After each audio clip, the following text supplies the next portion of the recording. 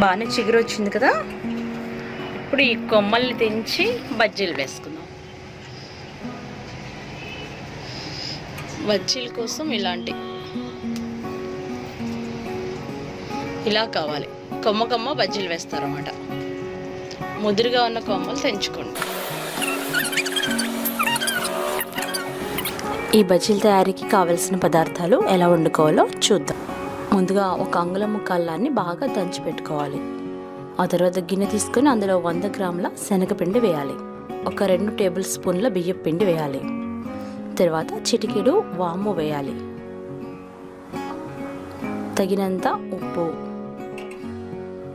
ఒక 1/2 tea spoon పసుపు, 1/2 tea spoon కారం వేయాలి. దంచి పెట్టుకున్న అల్లం ముద్ద వేయాలి. వీటన్నిటిని ముందుగా చేత్తో ఈ పొడి పదార్థాలు కలపాలి. అంటే ఈ దంచి పెట్టుకున్న అల్లం ముద్ద ఈ పిండిలో కలిసేలాగా బాగా కలపాలన్నమాట. తర్వాత కొంచెం కొంచెంగా నీళ్లు పోసుకుంటూ పిండిని జారుడుగా కలుపుకోవాలి.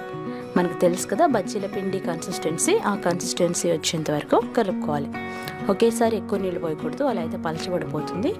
అందుకని కొంచెం కొంచెంగా పోస్తూ జారుడుగా వచ్చేంత వరకు కలపాలి. ఒక చిటికెడు వంట సోడా వేసుకోవాలి. చిటికెడు వంట సోడా వేసి మరలా పిండిని కలుపుకొని పక్కన పెట్టుకోవాలి. ఉండలేమీ లేకుండా కలుపుకోవాలి. అది మెయిన్ అనమాట ఈ బజ్జీలు వేసుకోవడానికి. ఇప్పుడు స్టవ్ మీద డీప్ ఫ్రైకి సరిపడా నూనె పోసుకొని కాగబెట్టుకోవాలి. నూనె కాగే లోపుగా మనం ఉల్లిపాయని గుండ్రంగా కట్ చేసుకోవాలి. ఇక్కడ మనం ఉల్లిపాయ సర్కిల్ బజ్జీలు అంటే ఉల్లిపాయ బజ్జీలు, అలాగే కరివేపాకు రెమ్మల బజ్జీలు వేసుకుంటున్నాం. ఎంత సన్నగా వీలైతే అంత సన్నగా ఉల్లిపాయల్ని గుండ్రంగా కట్ చేసుకోండి. కరివేపాకు రెమ్మల్ని కడిగి పెట్టుకోవాలి. ఉల్లిపాయల్ని స్లైసర్తో కూడా కట్ చేసుకోవచ్చు. నూనె బాగా కాగిన తర్వాత ఉల్లిపాయని బాగా పిండిలో ముంచి ఆ తర్వాత కాగుతున్న నూనెలో వేసుకొని డీప్ ఫ్రై చేసుకోవాలి. ఎప్పుడు డీప్ ఫ్రై చేసినా చాలా జాగ్రత్తగా ఉండాలి, ఎందుకంటే నూనె బాగా కాగి ఉంటుంది కదా. మీడియం ఫ్లేమ్లో 2 వైపులా బాగా వేయించుకోవాలి. ఉల్లిపాయల్ని బాగా సన్నగా తరుక్కోవాలి, అప్పుడే లోపల వేగుతుంది. బంగారు రంగులోకి వచ్చిన తర్వాత ఒక పేపర్ నాప్కిన్ ప్లేట్లోకి తీసి పెట్టుకోండి. ఆ తర్వాత కరివేపాకుని ఎలా కోట్ చేయాలంటే ఒకసారి చూడండి.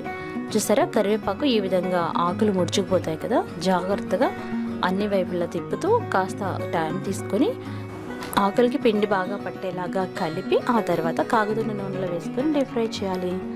ఇది కూడా మీడియం ఫ్లేమ్లోనే చేయాలి. ఎప్పుడైతే బాగా వేగింది అనిపిస్తుందో పేపర్ నాప్కిన్ ప్లేట్లోకి తీసి పెట్టుకోవాలి. అంతే, వేడివేడిగా ఈ 2 రకాల బజ్జీలని టొమాటో కెచప్తో సర్వ్ చేస్తే చాలా రుచిగా ఉంటుంది. మీరు ట్రై చేసి ఫీడ్బ్యాక్ పంపించండి.